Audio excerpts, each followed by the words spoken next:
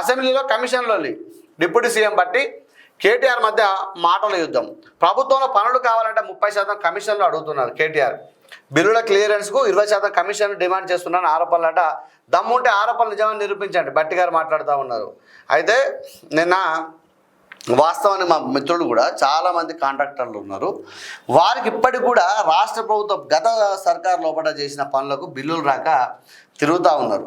వాస్తవానికి అప్పుడు బిల్లులే రాలేదు, వాళ్ళు తిరుగుతూ ఉన్నారు. ఇప్పుడు ఉన్న ప్రభుత్వం మీద వాళ్ళందరూ కూడా ధర్నాలు చేస్తూ ఉన్నారు కాంట్రాక్టర్లు. వీళ్ళు ఏం చేస్తున్నారా అంటే ప్రభుత్వం మీద బదనం చేయాలని చెప్పి ప్రభుత్వం వెంటనే బిల్లులు చెల్లించాలంటే మీరు చేసిన పనికి ఇలా ఈ ప్రభుత్వం మీద అంటే అప్పుడు మీరు బిల్లు సక్రమంగా చెల్లిస్తే వాళ్ళందరికీ ప్రభుత్వానికి ఇప్పుడు వచ్చిన ఇబ్బంది ఉండేదా?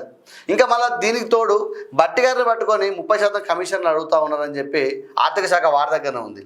వాస్తవానికి అంటే 30% కమిషన్లు అడుగుతారని చెప్తా అంటే ఎవరన్నా ఇప్పుడు చేసిన 100 రూపాయల పనికి అలా మిగిలేదే 10-20 మిగులుతుంది. దాంట్లో 30% కమిషన్ ఏమైనా అడుగుతారా?